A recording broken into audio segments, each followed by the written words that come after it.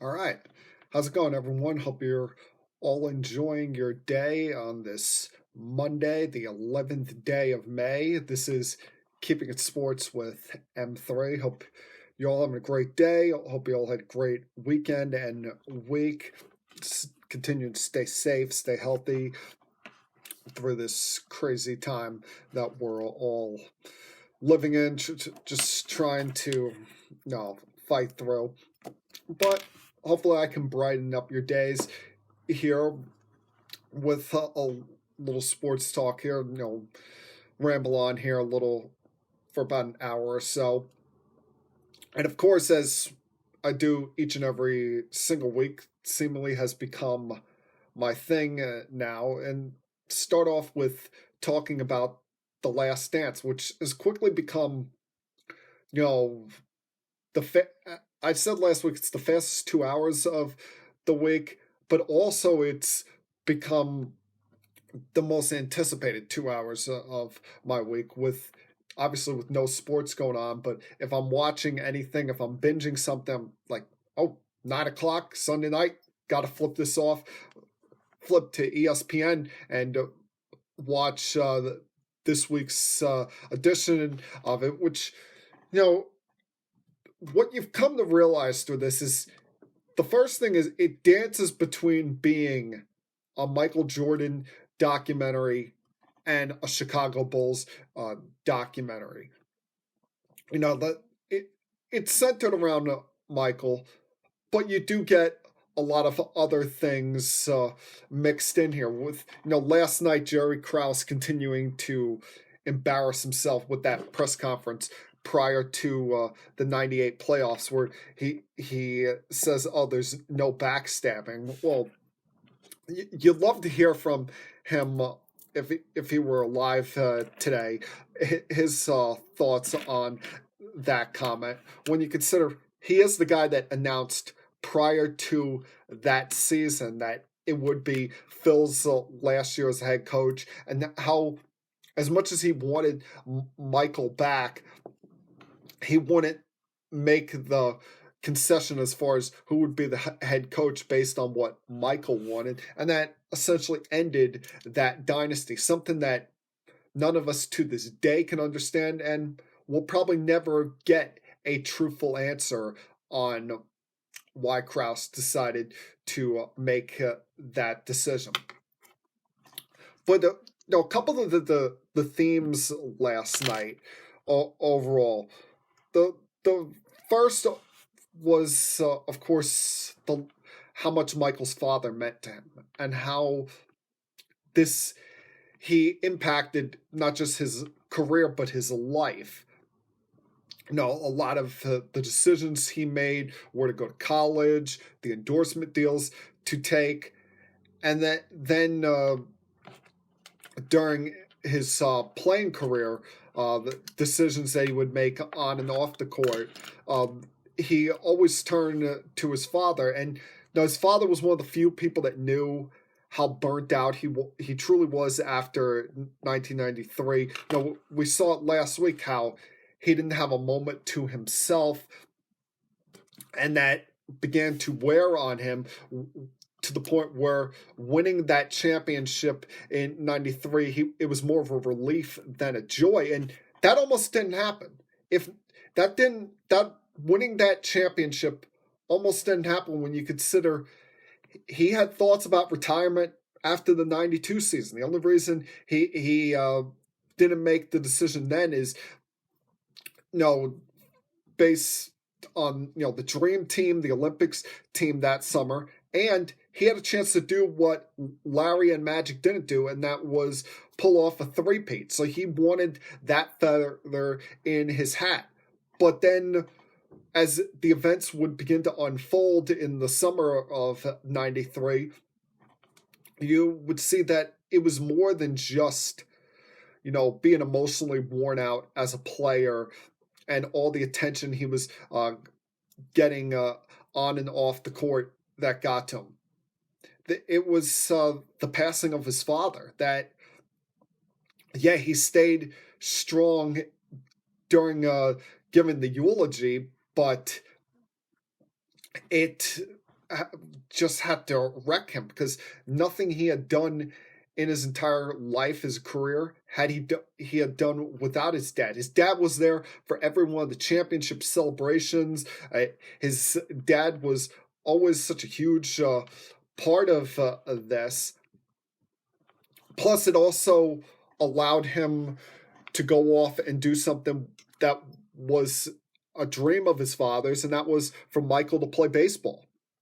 He always had talked about wanting Michael to be a professional baseball player. And what is just so, I don't know if the words are awe-inspiring or just makes you take a step back, when he's giving that retirement press conference, when he's announcing his decision that he's not coming back 10 days before the start of the 93-94 season, just the amount of media that was there. Remember, this is not just the biggest star in basketball at that point, or the biggest star in sports. He's probably the biggest star in the world.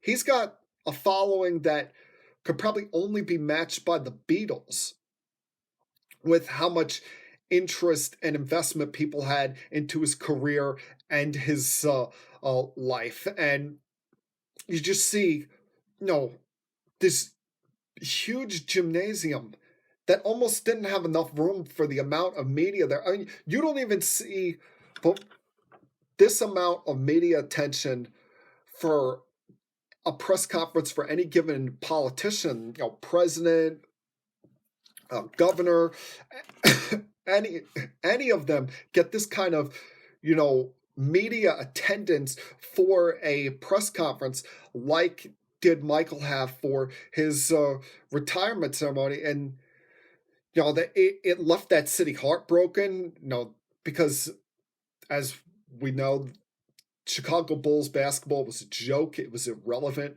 before Michael arrived. And now this team had to go on without Mike, but Mike had to change up his life a bit, because he jumps right into baseball, and that requires him to change up the workout routine he became so accustomed to as a basketball player.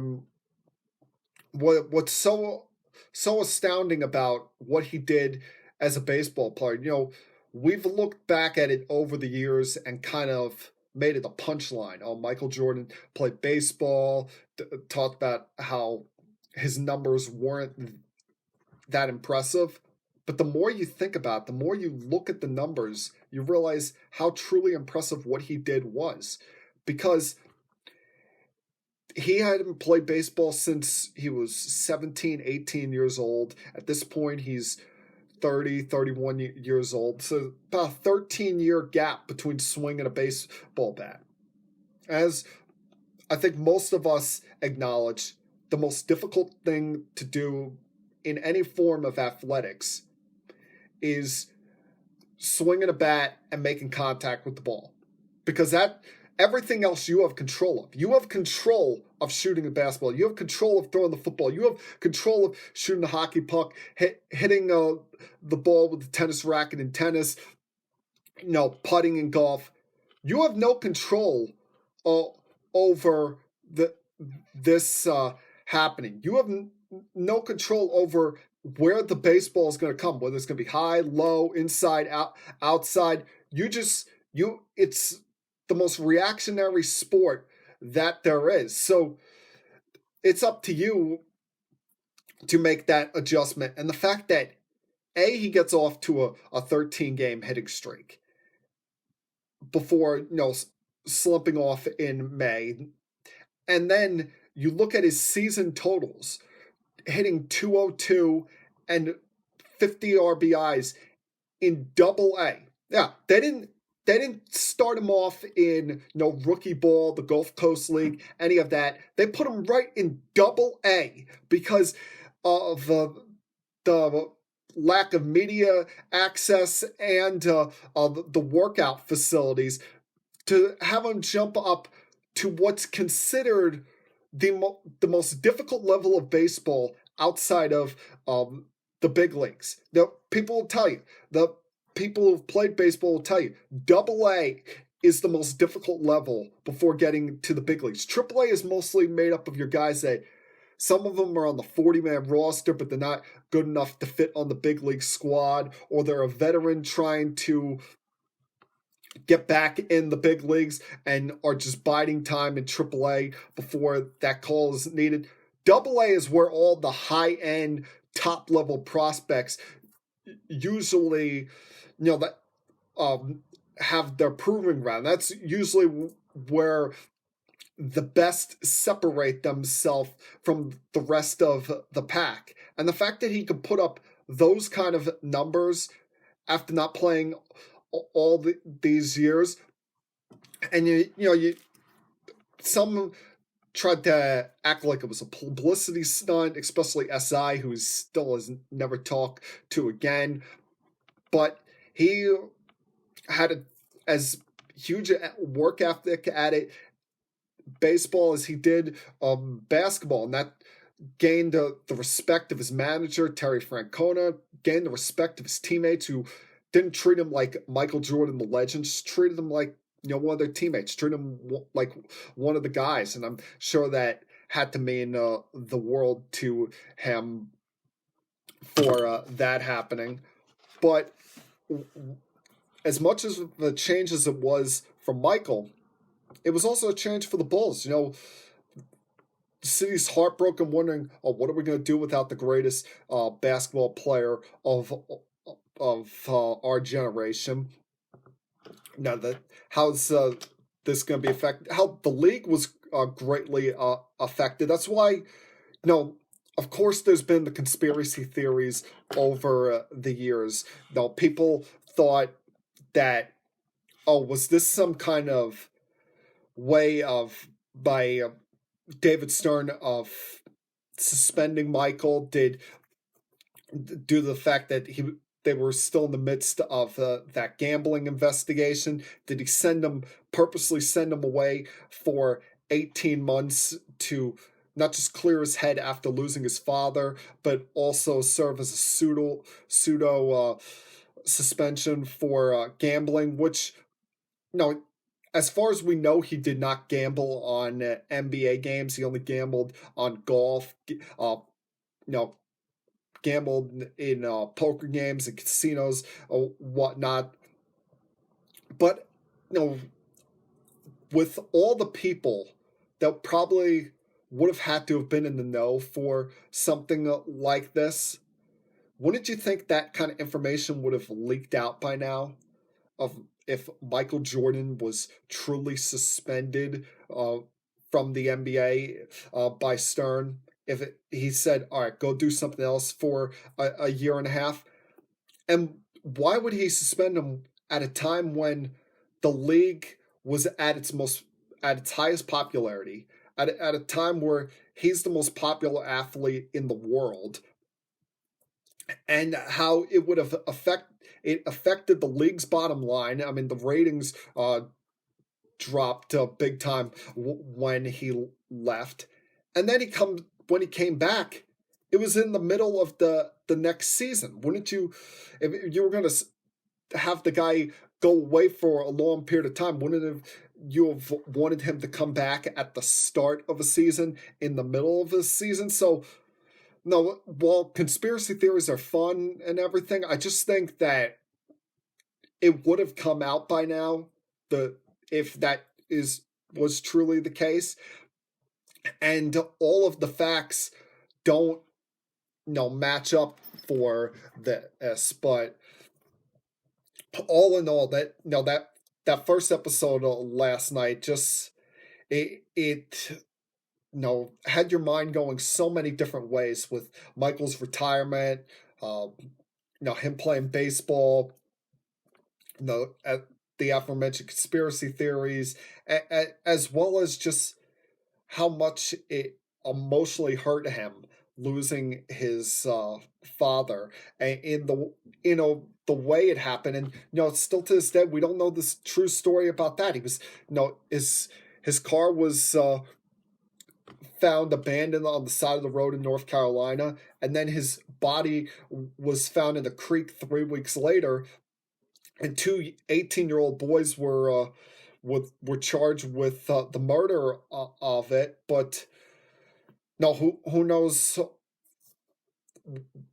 the full story about it? Who knows why this happened? Did they know this was Michael Jordan's father, and did this have something to do with gambling, or did he just happen to be the wrong person at the wrong place at the wrong time?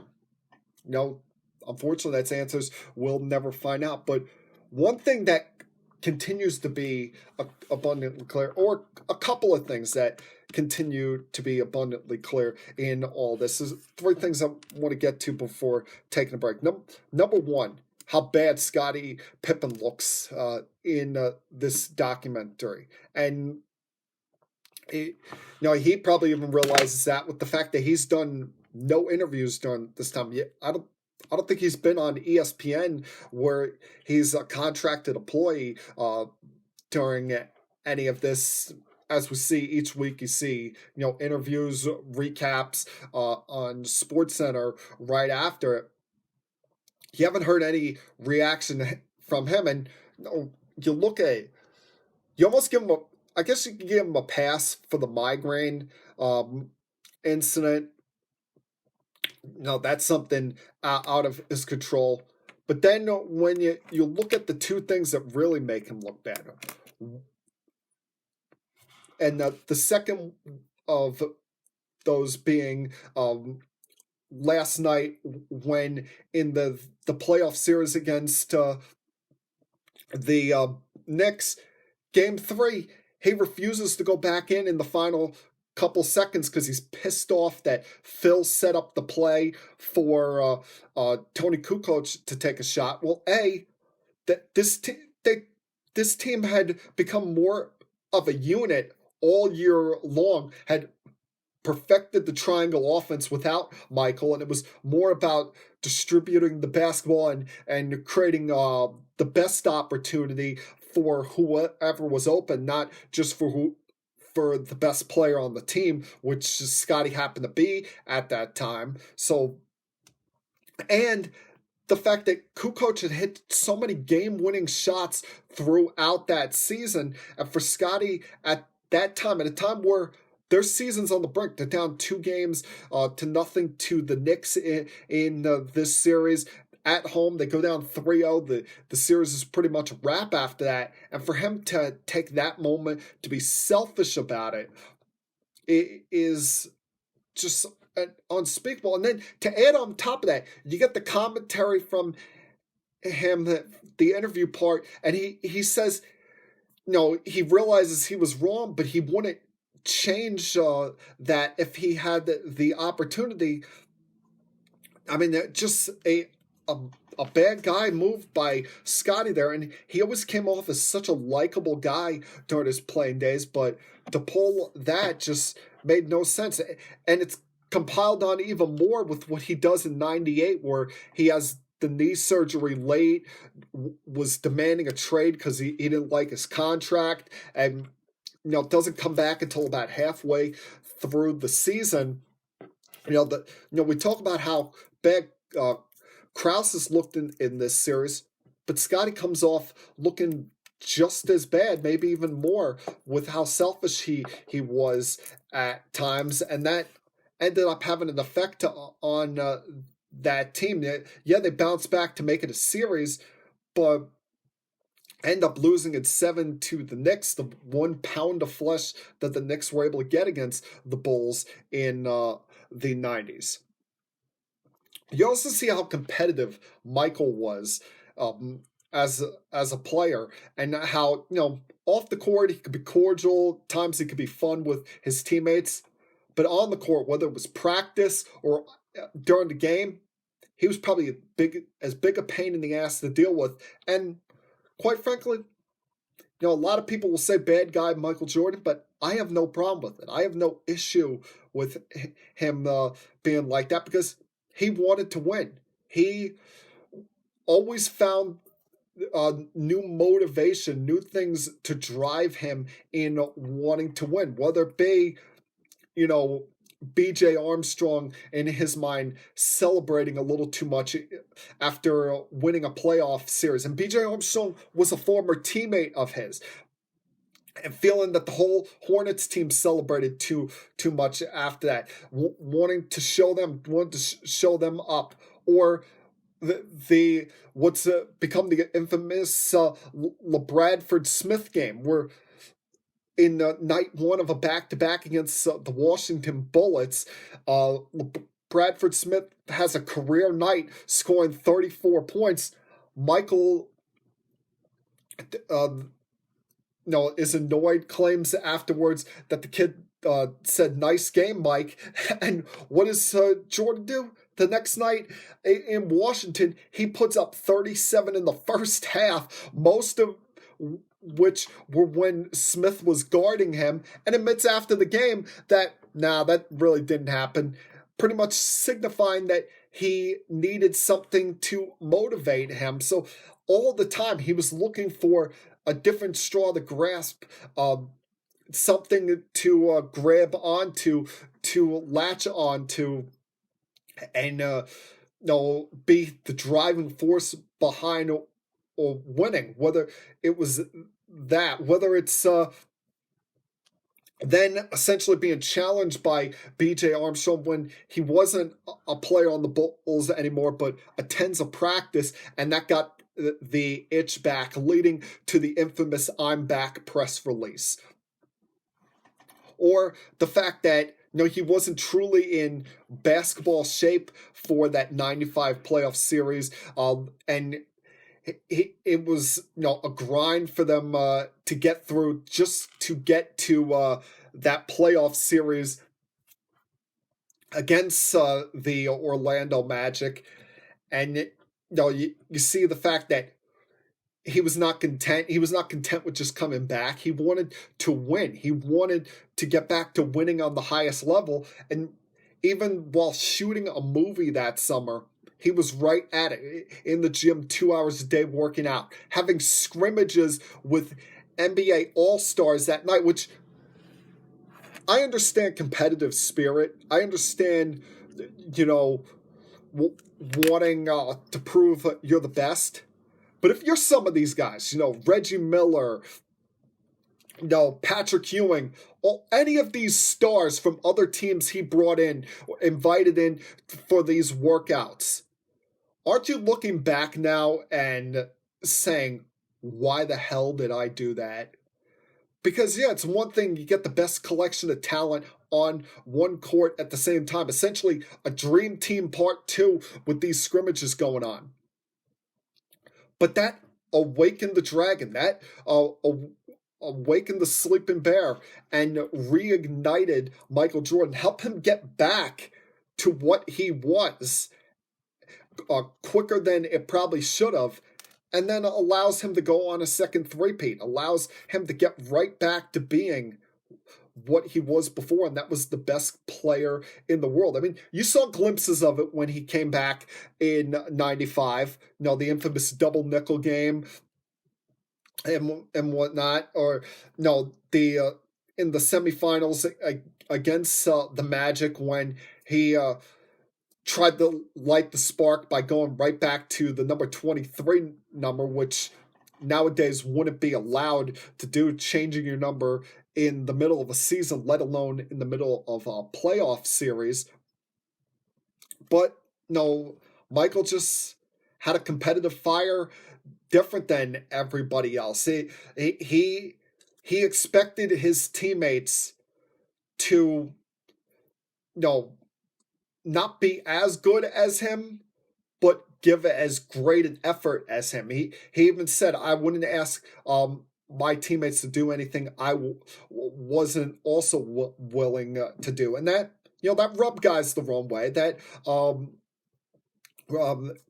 made people mad, but he also wanted a sense of urgency at all times. That's what led to the fight between him and Steve Kerr, and that's why they developed a good bond on that team from then on out. And To also show that Phil could put Michael in his place. The fact that he kicked him out of practice probably wasn't the only time that year or that 3 year stretch in which he kicked Mike out of practice to kind of prove a point there. But he just lit a fire under that 96 team that from the car punch on, they couldn't be stopped. They start off 23-2, go 72-10, and over the course of the playoffs, there they went 19-3, including sweeps of the Heat and Magic, and having a bit of a scare against the Thunder in the finals, having a 3-0 lead. Before the Magic, before the Sonic, win 2 games in a row to at least force a game 6. But no, Michael had 2 draws of inspiration in that series as well. Whether it be the fact that he felt slighted by George Karl not coming up and saying hello to him at a restaurant, or the fact that Game 6 was on Father's Day. But no, as I said, he's just something different than we've ever seen before in our lives, and we just got what this whole thing has been is not just a look into that 98 team, but a look into Michael Jordan unlike what we've ever seen before in our lives. And unfortunately, it's coming to an end next week. Next week, they'll be talking about the Eastern Conference Finals, where Reggie Miller probably went into that a little bit too overconfident, saying to himself that this was his chance to retire Michael Jordan.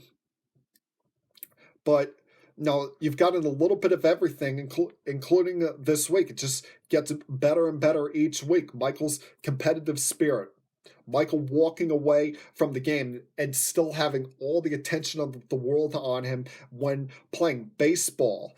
The fact that he could even put up those kind of numbers at Double-A, to his comeback and being driven by the memory of his father. I mean, that scene of him crying on the floor after Game 6, after winning a 4th title and 4th Finals MVP, was just an emotional sight, and one that I don't think I'll be able to get out of my mind for time to come.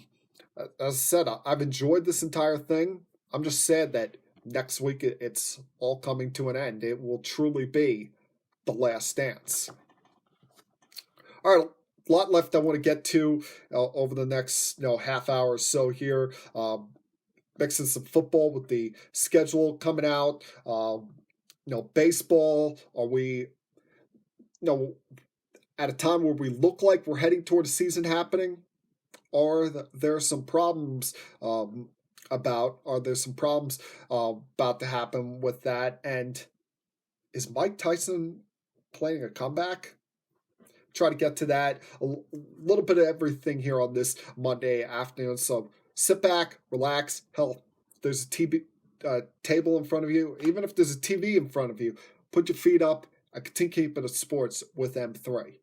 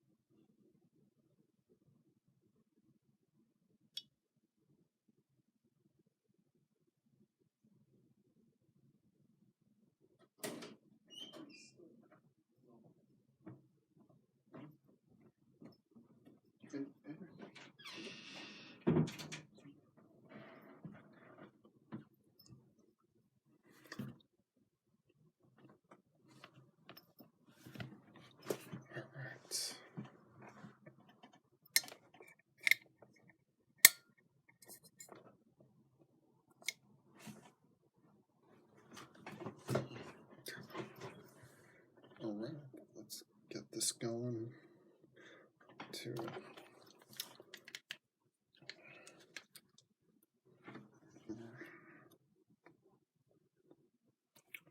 Welcome back to Keeping Sports with M3. Remember, at any time on social media, you can find and follow this podcast via facebook.com/Keeping Sports with M3, as well as on Twitter at Keeping It Sports. That's where I post the link for each week's podcast, as well as since I'm still doing these live on Facebook Watch, I've been able to save the video version and post it on YouTube each week. Our YouTube channel is entitled Keeping It Sports with M3. So those are the places you can find the podcast, as well as you can follow me on Twitter at M3 Rosansky. That's at MTHREEROZANSKY at M3 Rosansky. Some NFL things to get to here. No, one, I'm glad to see that it looks like Marshawn Lynch is going to be coming back to the Seahawks for another season. No, it's just a natural fit. And yes, he's not the player he once was. He's not, one of the best backs in the league anymore like he was during his first run. But he's still a capable NFL player. And just provides some kind of boost for that team and that city every time he steps on the field. And it's unexplainable, the electricity that enters that building when Marshawn Lynch steps on the field and is in the backfield. Because a beast mode moment can happen just like that in a game where it looks like he's doing nothing, only has 5 yards rushing on 7 carries, something along that line. All of a sudden, he just wakes up and comes alive and can light up that city, light up that stadium. So I'm glad to see that he's returning there. Now, one guy who's still waiting for a contract, and I feel like this is becoming a weekly segment. Just like a month ago, it was becoming a weekly segment for me to talk about the life of Tom Brady every week. Now it's becoming a weekly spot of talking about Dak Prescott and his contract. And I've said it from the beginning, I'm fully on Dak's side here because he, for the most part, has handled himself like a model citizen. He's been a winning quarterback, won a playoff game, won 2 division titles there, has his best availability. His best ability, let me say that clearly, his best ability is his availability, because he's 64 for 64 as far as possible games to start in the regular season in his career. And has just been a great piece to that puzzle for the Cowboys. I mean, he reignited the career for Amari Cooper. Now, you could probably say the same, that Amari Cooper coming there and having a new lease on life had a great effect on Dak, especially considering the team was 3-5 at that point. He was coming off a bad game on Monday Night Football against the Tennessee Titans, and since then they went on a run to make the playoffs before last year coming back to earth a bit and squandering a playoff spot. But when you compare his, fellow quarterbacks in the league, you compare what they're making, it's only fair that he gets paid right at that same amount, or maybe slightly above it, because there's that stupid theory that I've always been against, that he's the next man up. Doesn't make it right, but if we're going to play by those rules, it's fair. And, when you consider that you paid his offensive line, you paid linebackers, you paid his running back, you paid his best wide receiver, all before paying him, I don't get what the holdup here is as far as getting it done. It's got to be one of two things. It's either the number of years, because I know they want it to be 5 or 6 years. He only wants it to be 4 years. Or it's the guaranteed money. It's probably not even the average annual salary. It's probably the total guarantees in this.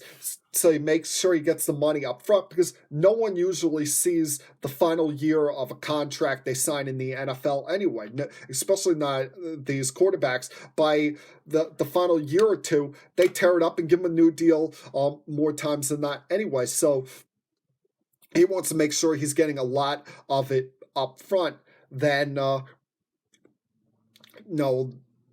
waiting to get that next deal after it.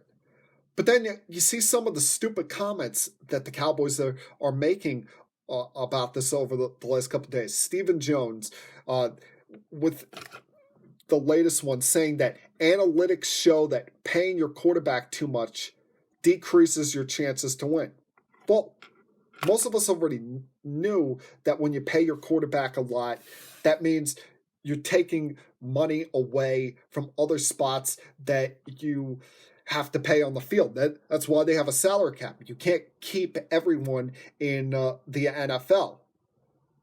But think about like this. A quarterback is the number one most important position in the sport, probably in all of sports. You don't want to be in quarterback hell where you're spending a decade looking for that guy to take over behind center, looking to take control of things for this team. So if you keep playing games with the guy, at some point he's just going to say, all right, I'm going to bet on myself. I'm going to sign the franchise tender. I'll play under the $31 million next year, and then force your hand to either franchise tag me again next year or give me a contract, a new contract. And if that doesn't happen, if neither of those happen, I'll go sign a big deal with someone else, because there will be that team that will be willing to pay me to take me away from you. I mean, yeah, is no quarterback who was the highest paid quarterback in the league that given year has won the Super Bowl. I think in like the last decade. I saw a stat on the screen today. I think it was Fox Sports 1 showing all of the quarterbacks who were the highest paid to in the league that year to make it to the Super Bowl, but they didn't win the title that year. If I've got that correctly. But you can't just judge it based on the past. You can't just judge it based on what other people done. And as I'll continue to say to the Cowboys, you can complain all you want about this. Try and make every excuse in the world you want. But don't blame Dak for it. Praise Dak for the fact that he's played well. Reward the guy for being a model citizen. He hasn't been out there getting in trouble like his running back Ezekiel Elliott has. He hasn't been, failing drug tests or, getting injured. The one mistake he's made was when there was a chance about a month ago, he was ignoring social distancing by having a huge party at his house, and it's still debatable the details on that. He's been a class act and a model citizen from everything I've seen, so just reward the guy already. Otherwise, you could be dealing with quarterback hell in another year or two if you continue to piss him off like this. Now, last Thursday was what some will argue the most overrated day on the NFL calendar. It was the release of the 2020 NFL schedule. And it remains to be seen whether that's going to start on time. Remains to be seen when or if fans are going to be allowed in the buildings. As Dr. Fauci has said, the virus will decide this. But it does give us an opportunity to once again take our minds off things. Think about actual potential football and have a little bit more of a positive vibe, positive mindset about things, seeing the schedule come out, thinking about exciting matchups. But at the same time, I call it possibly overrated due to the fact that it's a year-to-year sport.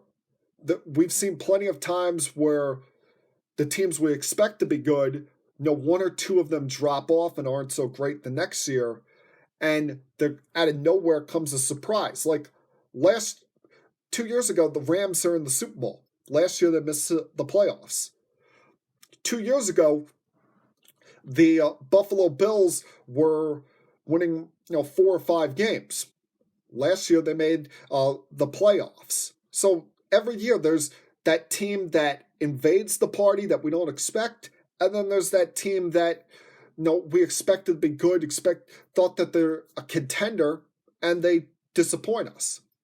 But you look at the schedule, it's hard to not be salivating at some of the appetizing games that you have on this schedule. So a lot of things that are there to look forward to. I mean, the opening night game, you got a rematch of the playoff, the division playoff game between the Chiefs and the Texans. Excuse me. Whoa, I have my iPod here, which I'm recording this on, slightly elevated. That's why it just slipped up there. That's my mistake on that.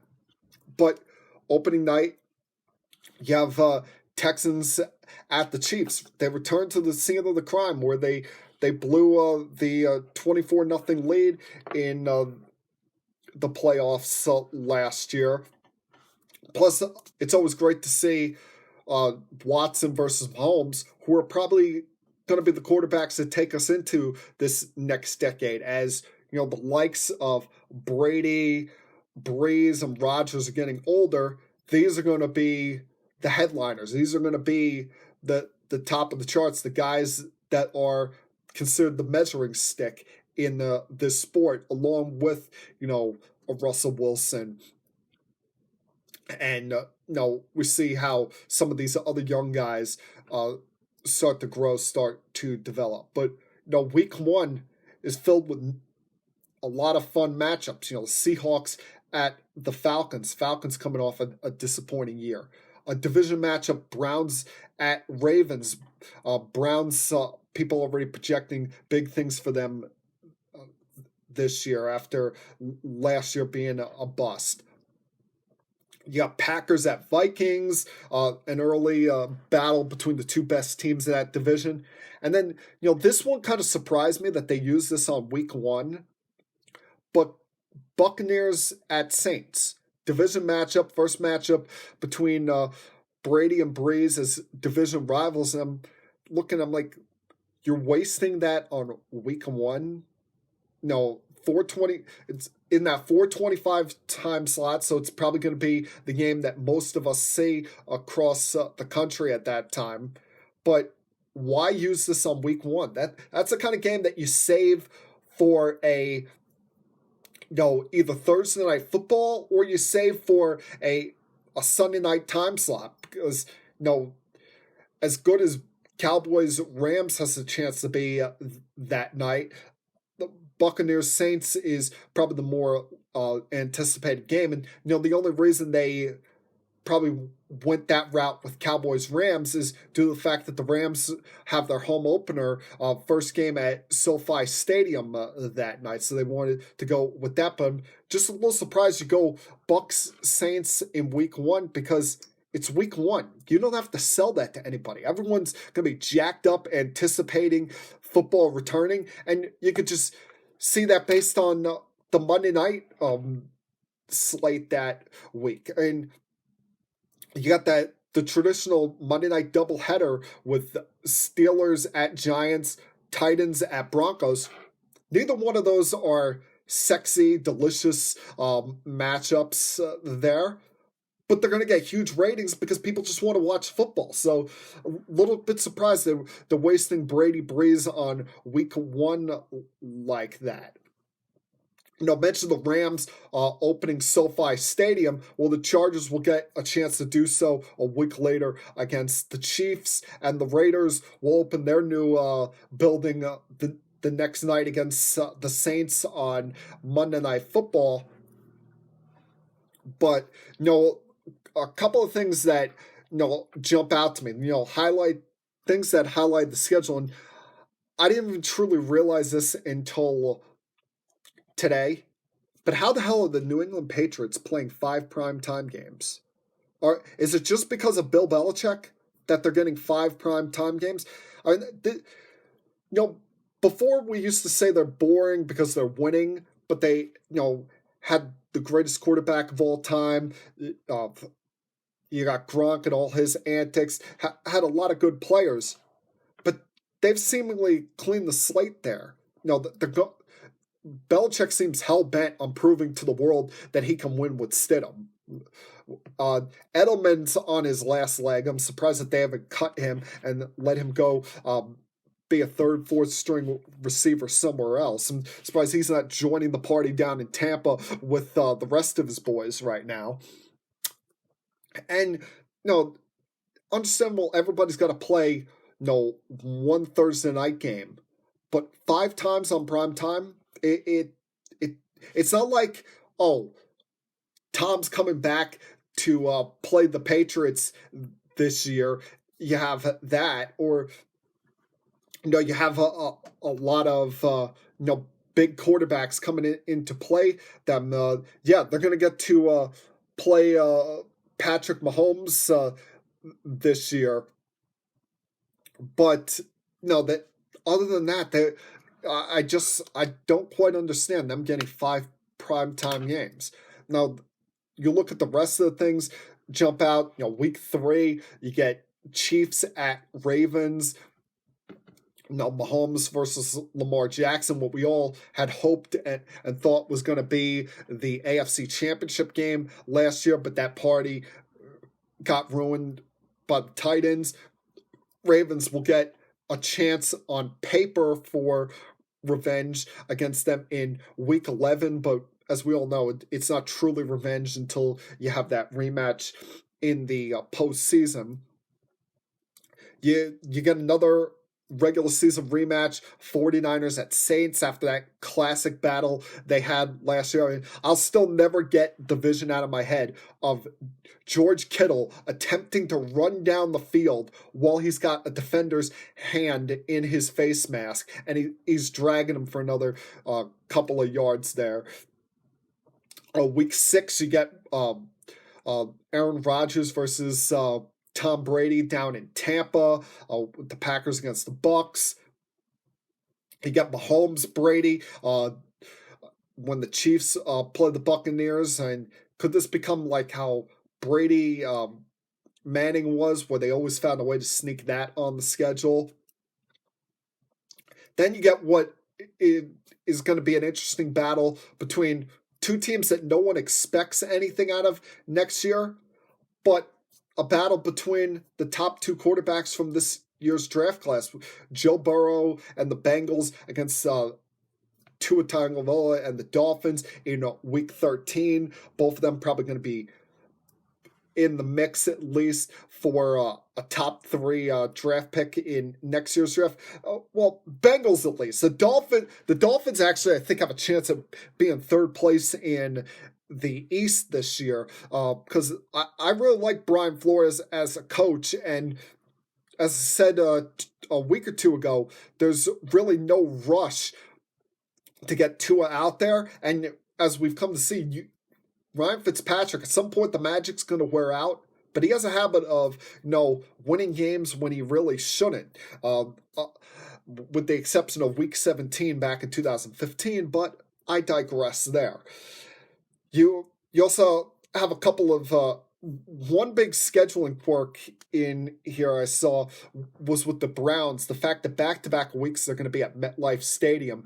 Odell Beckham, his return there, first time he's playing the Giants since being traded a year ago before playing the Jets in Week 16. You see that sometimes where a team comes out to MetLife and plays them back-to-back weeks. It's just one of a couple of scheduling quirks that I saw here. Before another exciting Week 15 matchup, Chiefs at Saints there, something that I was hoping was the Super Bowl matchup last year. Unfortunately, that didn't happen. But first chance to see Mahomes go up against Drew Brees. So that should be fun. Oh, no, the one thing that surprises me with the schedule is I had heard, in the days and hours leading up to the leaks and the eventual ultimate release of this schedule, that they were in case they either had to postpone or even cancel the first month of the season, that they were going to do AFC versus NFC the entire month in case they had to cancel September, start in October, and play a 12-game season, and you just play your division, the AFC division you were set to play, and whatever the two teams that finished in the same place as you the previous year. But they seem confident and hell-bent on getting the season in and getting it in on time. A season that, as a Jet fan, I just hope is relevant, but they did the Jets no favors here with some of this. I look at the schedule and I already see 9 losses at minimum on this schedule. Especially when you look at, yes, they did the Jets one favor and giving them the Bills in week 1 instead of that usual where they're always playing the Bills in either week 16 or 17, finishing up in the frigid temperature of Buffalo, New York, in front of those group of lunatics that they have up there. But their home opener is against the San Francisco 49ers. They're going to have to go up against that vaunted defense before playing the Colts and Phillip Rivers in week 3. Thursday night matchup against the Broncos, who's a lot of teams' sleeper pick based on their surprising 7-9 record last year to make a run at a wild card spot. 10 days off before having to play Kyler Murray and the improved Cardinals. Then they have their first trip of 2 out to California to play at SoFi Stadium when they play the Chargers in week 6. They'll be back there in week 15 to play the Rams. Then you've got a string here where you play the Bills.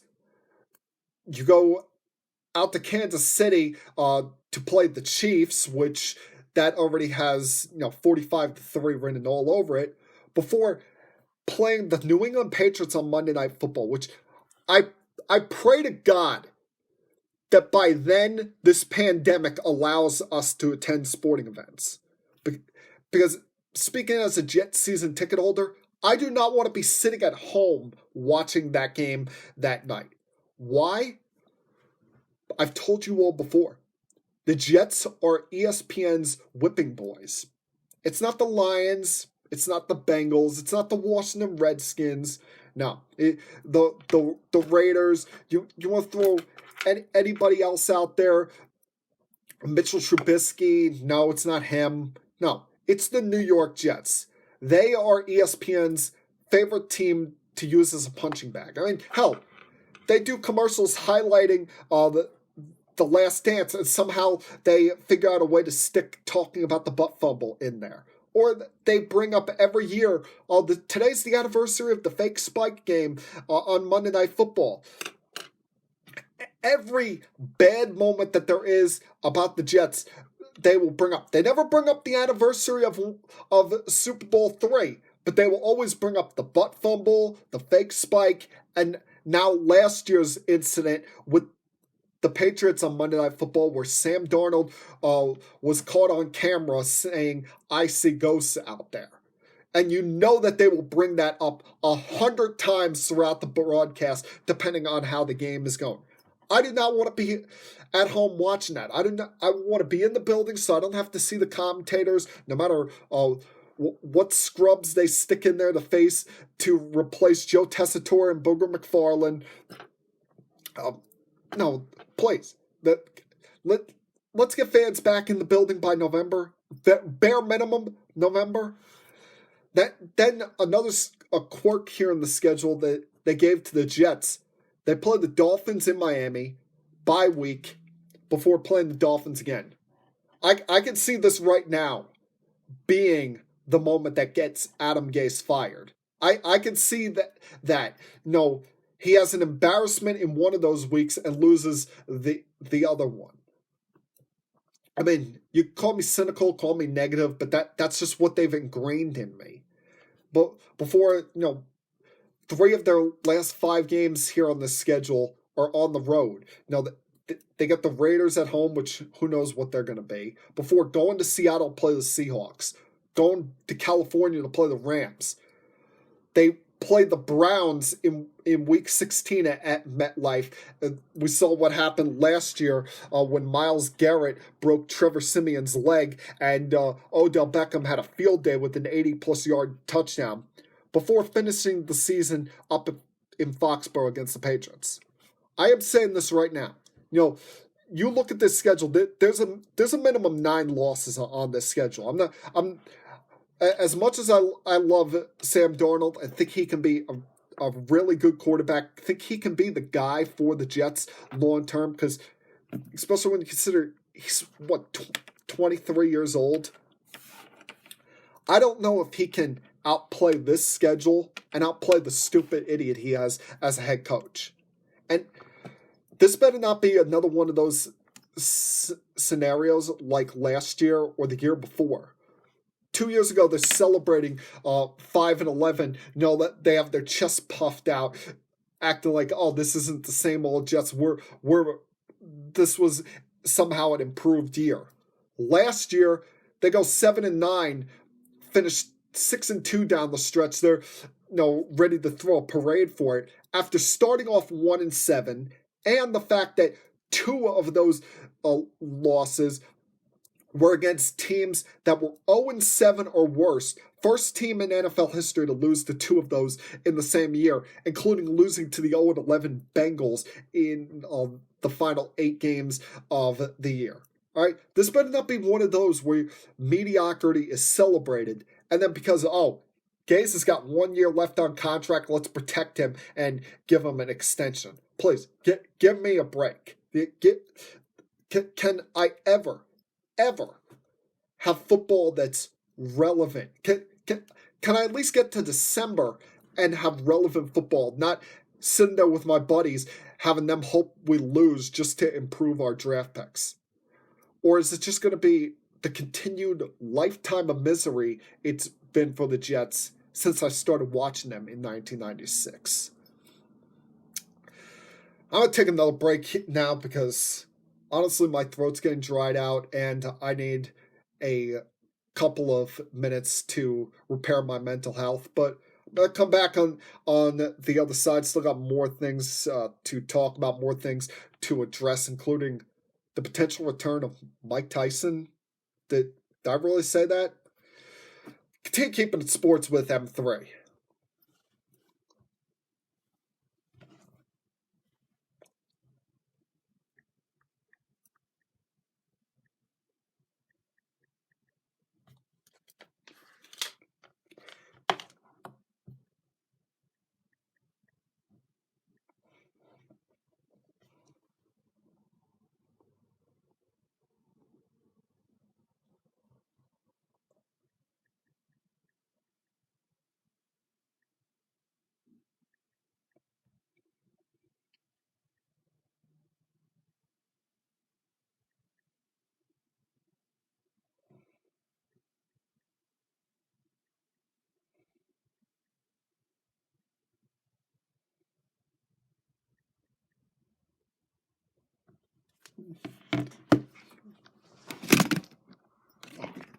I gotta find a better way to place this each week because this is gonna keep happening, isn't it?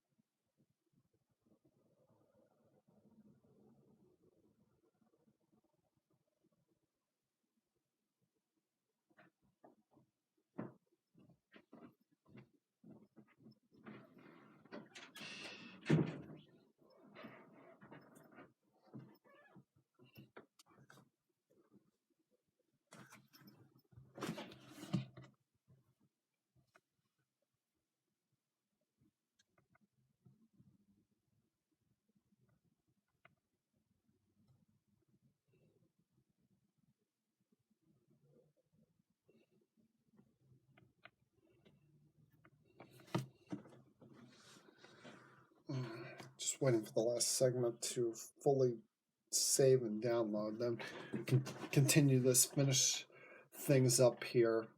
I only got a few more things I want to get to today, but I think they were at least important enough to talk about this week.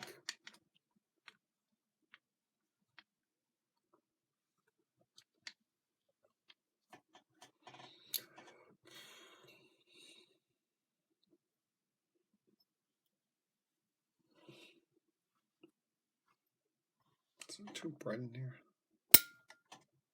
Yeah, that's a little bit better. That light was too much in my face.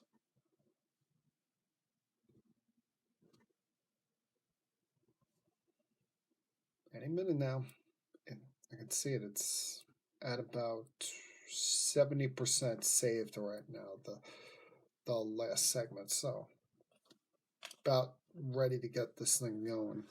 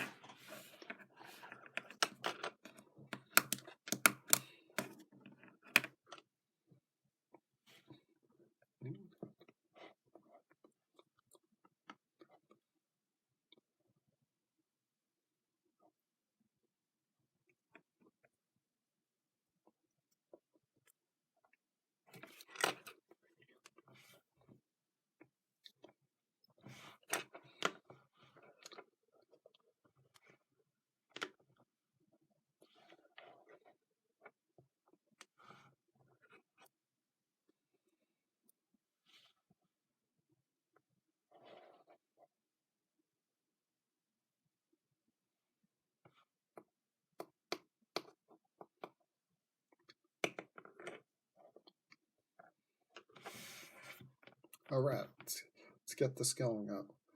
One last segment to get to, but thanks for hanging in there with me, people. All right, back here with Keeping It Sports with M3. Finish things up on this Monday afternoon into evening now. And each of the last several weeks, I've either began or at least spent a good portion of this podcast talking about the Last Dance documentary. And as much as I'm disappointed by that coming to the end, ESPN keeps showing these commercials about other documentaries that they're going to be airing. I don't know if they're going to be in full-on series like The Last Dance, or they're just going to be individual hour-and-a-half, 2-hour specials that they're going to be airing, hopefully on their network, not something that you have to buy the ESPN Plus just to watch those.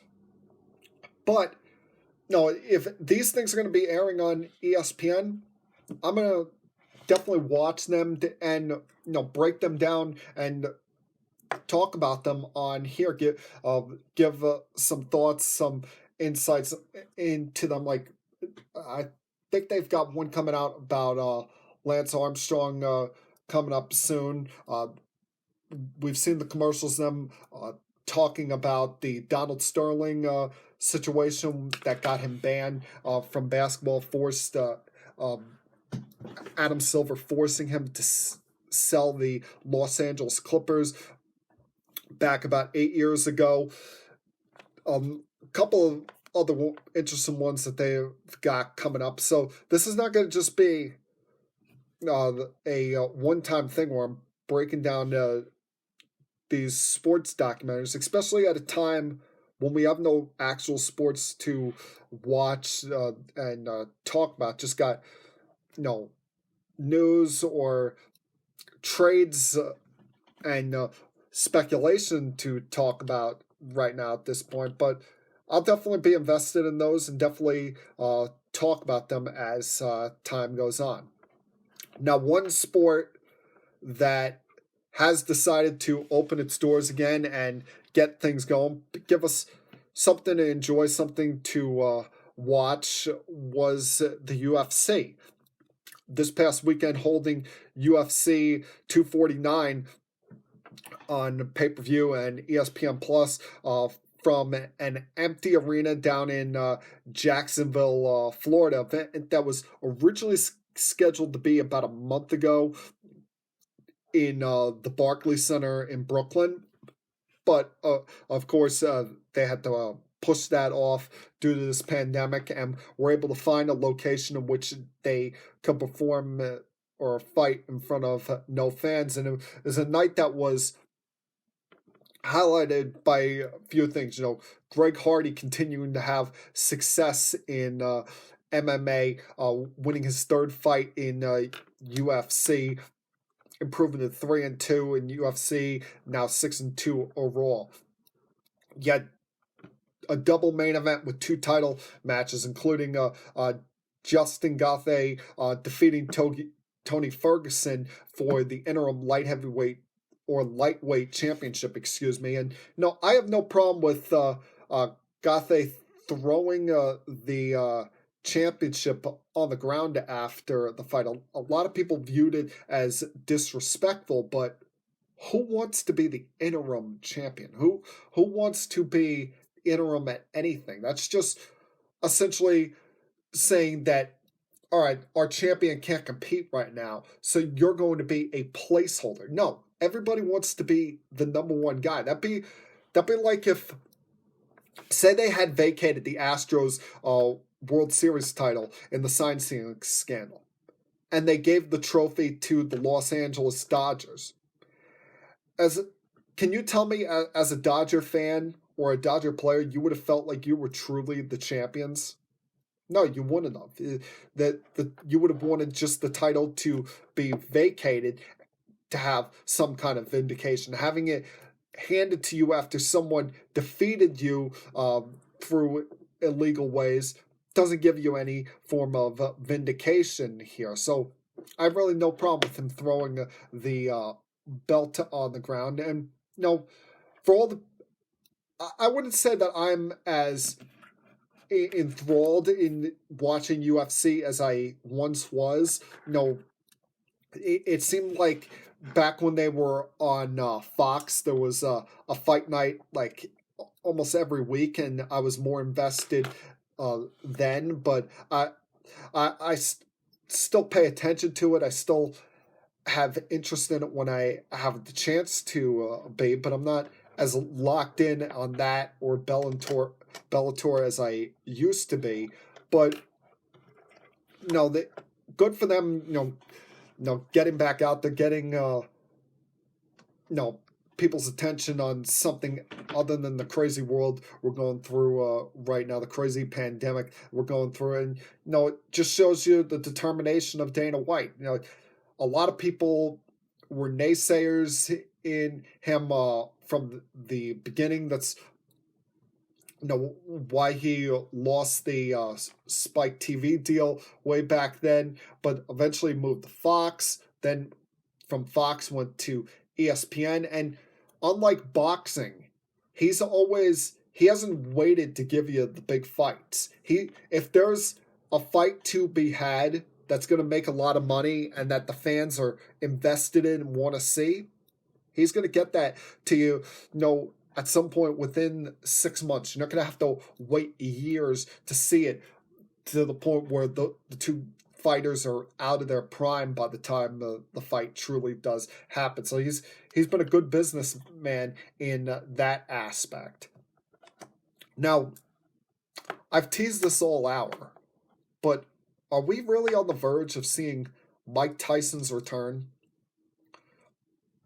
He's posted these workout videos over the last week or so, and in today's one, it shows him in what looks like more than just a boxing workout for the hell of it.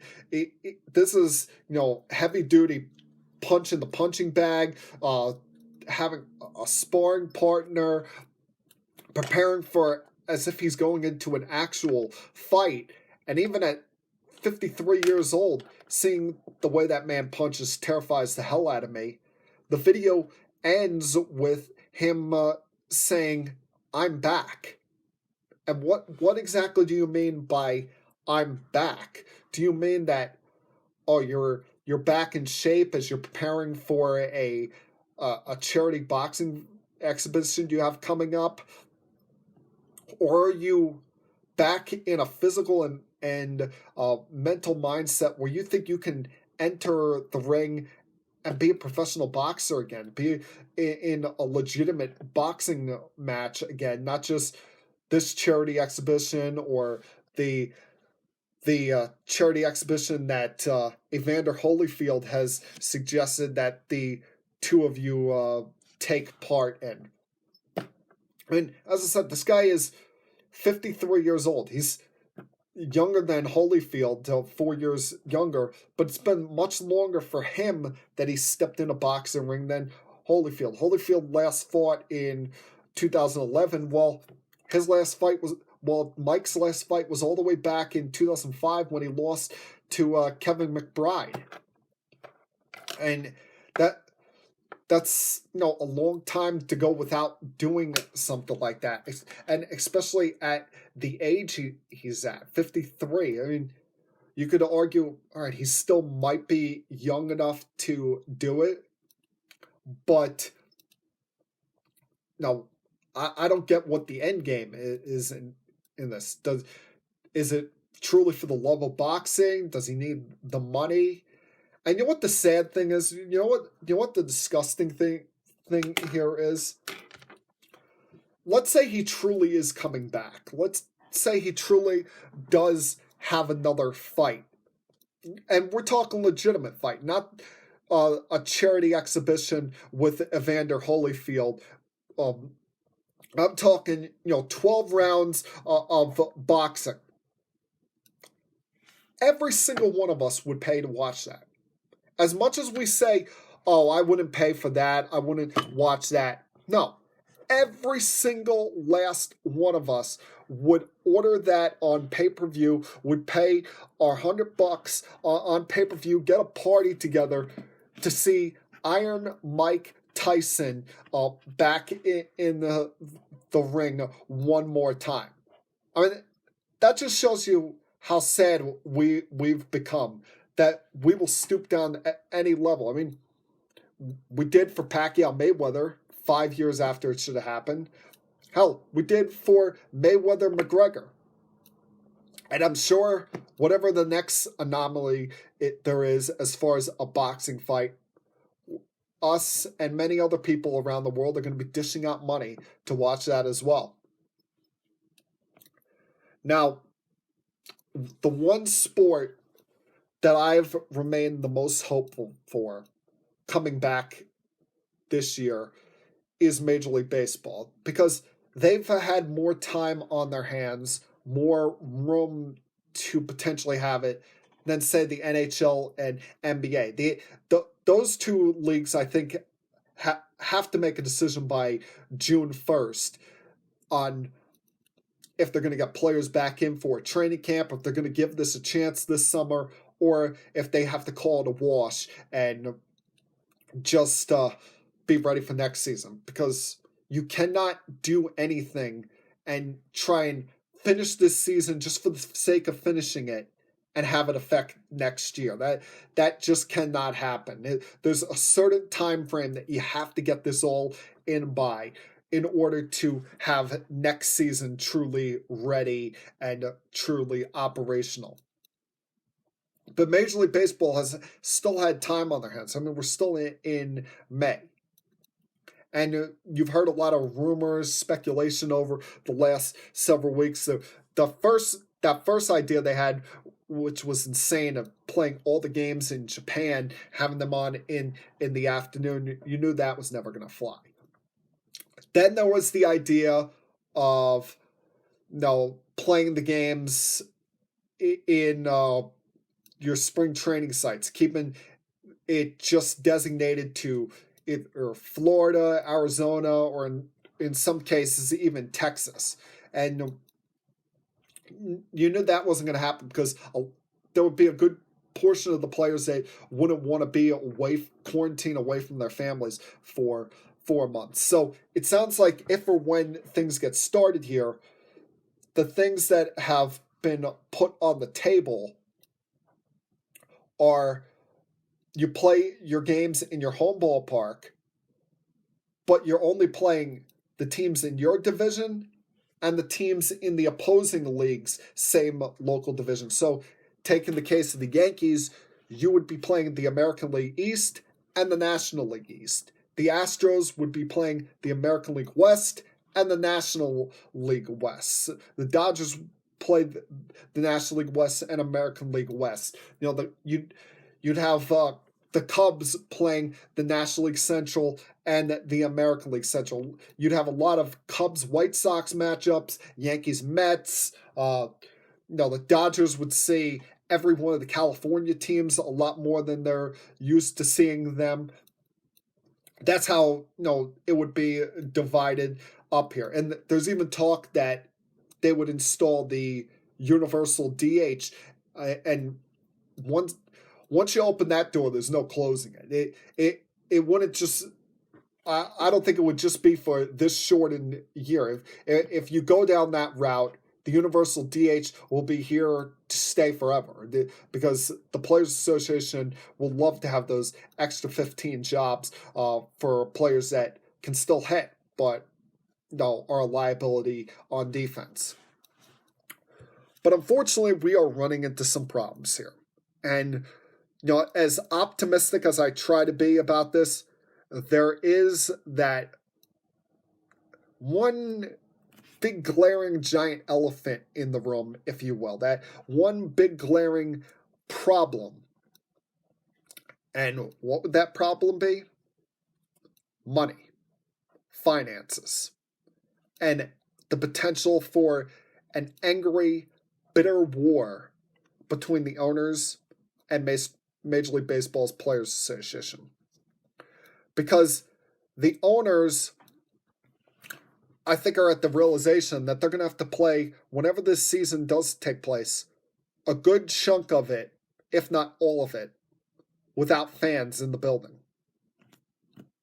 It's unfortunate, but it's the way it has to be. And what they don't want to do is pay the players dollar for dollar the prorated portions of their contract. They've tried to put this idea out there with the players of, you got to cut us a break here because we're losing 40% of our potential earnings due to not having fans in the ballpark. We're making all the TV money, but we're not making money off of fans buying tickets, merchandise, concession, and we're losing money in that way. So they want to cut a deal with them where they pay them a share of the revenue from the TV, do a revenue sharing deal. And when you go, in the player's mind, when you go down that path, that opens the door for revenue sharing in the next CBA, which would mean a salary cap. And that is something that the Players Association has always fought, successfully fought, and has always been a non-starter for them in any negotiations. And in their minds, they've already cut the owners enough of a financial burden here. Because when the season got delayed, everyone wondered, all right, what's going to happen here? What's going to happen as far as players getting paid? And in the CBA, it states that the players get paid once the schedule comes out. Doesn't say anything about games being played. It says as long as there's a schedule put out there, they're getting paid. But they cut them a deal, and they agreed upon that deal where $170 million would be divided amongst the players that are on major league minimum contracts, players that haven't hit arbitration yet and aren't making the big bucks. Like Jacob deGrom is, or like Garrett Cole is, or the likes of Mike Trout, Bryce Harper. No, those guys wouldn't get a share of it. But you're talking about the guys that haven't reached the big payday yet and are still on league minimum pre-arbitration type contracts. So they feel they cut them that deal already, even though legally by the CBA standards, they didn't have to do that. And if they would have gotten in a legal battle with them for that, would have gone to an arbitrator, they would have won, but realized that would have been a bad look publicly at a time where, listen, we've nearly 80,000 people in this country have passed away. You're seeing the unemployment rate go up. It's at about 14.5%, could be as high as 20% by the time this is all said and done. You're seeing families affected, some torn apart by all of this. And, they didn't want to make a story of themselves all fighting over money at that time. And while, when it comes to financial things, I am 100% on the players' side about getting as much money as they can while they can, because this is their job, this is their career. This is not a battle that MLB and their Players Association can have right now. Not now. Not with this. If you tell me that the season can't happen because, the pandemic just wouldn't allow it, I'd be heartbroken, but I'd accept it. Because, unfortunately, as Dr. Fauci said, this virus will decide all. But if you tell me this season cannot happen because you guys got in a pissing matchup and start throwing hissy fits over financials, then shame on fucking you. All right? This is not the time to be going to financial warfare between the two of you. As I said, as the unemployment is rising, as people are dying, as people are sick in hospitals, and you're going to tell us that your season's not going to happen? No. As I said, as a legal standpoint, I'm on the players' side with this, and don't think that they should lose a dime. Think that whatever contract they sign and whatever deal they agreed to as far as not getting paid early on, I'm fine with that, because the deal they agreed to is they would get paid the pro-rate portion of their salaries when the season would start. But there was never anything put in there about if there would be fans or not. So all of this, I'm blaming on the owners. I'm blaming on you bastards that a lot of you, we don't see your face. A lot of you, are nameless, faceless people that just own the team and financially back it. But we don't usually get to see you visually on the television screen. All right? You could, just like any other major conglomerate out there, big business, big company conglomerate, yeah, you'll probably take a hit off this, but you could afford to take that hit, unlike smaller businesses out there. You just don't want to take that hit because you want to be cheap. You want to save every buck you can and want to get into a little pissing war with the players and try and make them potentially look like the bad guy to save some money here. And guess what? With others, they'll say, they got to come to some kind of deal, some kind of an agreement on this. And I've heard one suggestion say, all right, agree to revenue sharing, but let them know that this will not come up in CBA talks next year, because the second you bring up revenue sharing, that puts the idea of a salary cap potentially in place, and that's something that we'll never agree to. You'll see a 2-year strike in baseball before you ever see a salary cap agreed to by the players. But you can't make a financial war of this. Not now, not at this time. So just either come to some agreement, which the players legally don't have to do, or just take the hit. Just really, because you will look like the biggest assholes in the world if you decide that, oh, our season can't go on just because us billionaires who never really had to work a day in our lives are going to suffer too big of a financial hit for not having fans in the stands, and we couldn't get money back from the players that were already making more money than they'll ever see in their damn lifetimes. Don't do this. It's not the time. It's not the place for it, especially with what our country is going through right now. And that, my friends, is Keeping It Sports with M3 from Monday, May 11th, 2020. Everyone have a great night. Stay safe, stay home, and hopefully I'll talk to you guys again same time next week. Peace.